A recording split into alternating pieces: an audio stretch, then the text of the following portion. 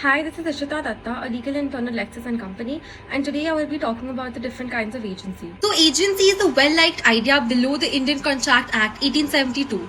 It involves two individuals at one time. One is principal and the other is agent. So, in the contract of agency, one person principal employs another person agent to represent him or to act on his behalf in dealings with a third person. The act of the agent binds the principal within the same manner during which he would be certain if he will that act himself. Section 182 of the Indian Contract Act 1872 defines the term agent and principal. Agent may be a person utilized to try to any act for an additional or to represent another in dealings with the person. The person for such whom the act is completed or who is therefore delineated from the responsibility of doing the act is termed as the principal. The agent could also be expressly or impliedly approved to do or try or be associated to do an act on the behalf of the principal. The agent is merely a connecting link between his principal and therefore the third person. Section 226 states that the contracts entered into through an associate agent, associate obligation arising from the acts done by an agent could also be implemented within the same manner and can have identical legal consequences as if the contract had been entered into and therefore the act done by the principal in the flesh. So within the case of Chairman LIC versus R.K. Bhaskar, it is well settled that agency may be a legal idea that is utilized by the court once it becomes necessary to clarify and resolve the issues created by short truth state of affairs. So what are the types and kinds of creation of agency? An act done by associate agent on behalf of the principal binds the principal towards a third person. The connection of principal and agent between the person delineated and therefore the person representing has got to exist, so as that the principal's liability towards the person arises within the following things. The principal is certain by the acts of the agent. For example, in such things, the agent has the ability to bind his principal. First is by actual authority being represented on the agent to act on behalf of the principal. Such authority could either be expressed or implied. Second is by agent's authority to act on the behalf of emergency. Third is by the conduct of the principal that creates agency on things basis of the law, or we say by the law of estoppel. Fourth is by confirmation of the agent's act by the principal, even though the same has been done without the principal's prior authority. Fifth is by presumption of agency in husband-wife relationship. So, first I will be talking about acts through with principal's actual authority. A principal is certain by the acts done by his agent together with his authority. The authority of associate agent could also be expressed or implied. Section 187 defines expressed and implied authority as below. So express authority is an authority which is alleged to be a categorical once it's given by words spoken or written. Implied authority is alleged to be implicit or implied once it is said to be inferred from the circumstances of the case. And the things spoken or written or the normal course of dealing could also be accounted circumstances of the case. This type of authority of associate agent suggests that such authority that has not been presented by the categorical words, however, which might be inferred from the circumstances. So if associate agent has implicit authority to do or to try or to be associated to do an act, the principal is certain towards the person once the agent exercises such authority. The principal continues to be certain for identical albeit, and he has prohibited or restricted the agent from doing the act unless the person is aware of the restriction.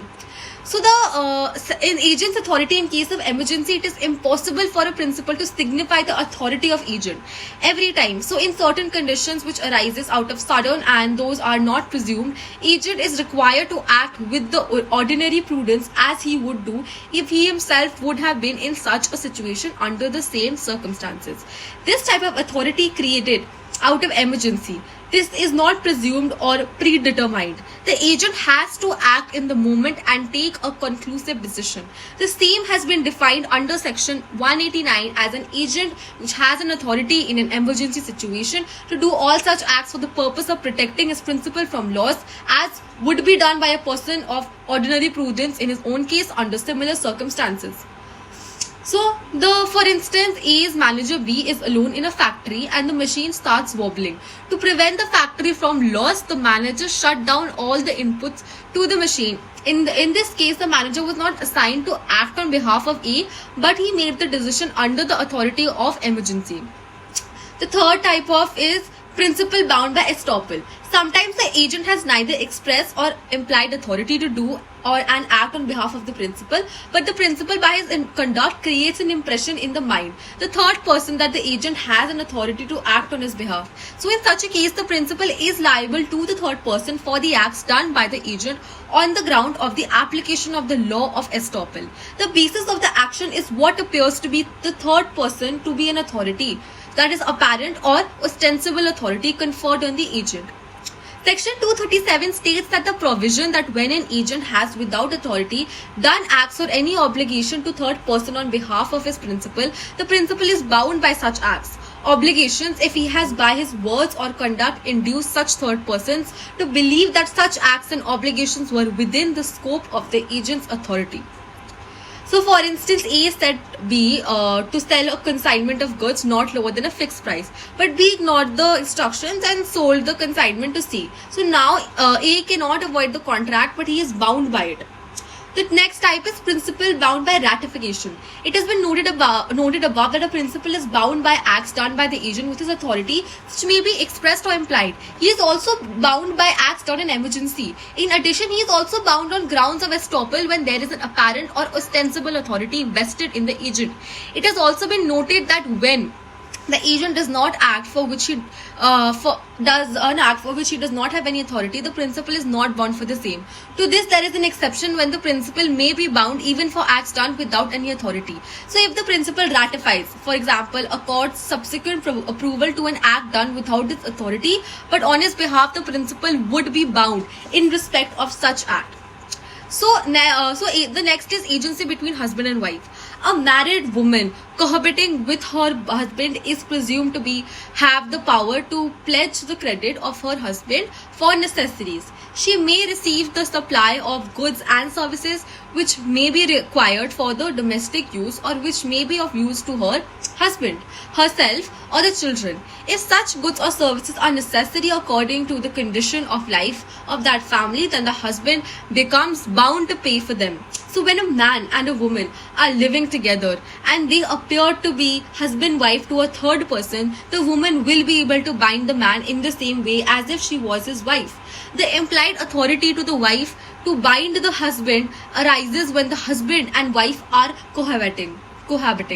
If they are living separately, there is presumed that to be such no authority in wife to pledge the credit of her husband. It is further necessary that the husband and wife must be living in a domestic establishment. If the husband and wife are living in a hotel where they have been working as a manager and managers respectively, when the two are not living in a domestic establishment, the husband cannot be made liable for the purchases made by the wife. If the third person gives credit to the wife only, or when the husband revokes the authority by giving a notice to a third person, he is not bound by the wife's act. But if they are separated by the whims of the wife, the husband is not liable for the wife's necessities. Thank you so much.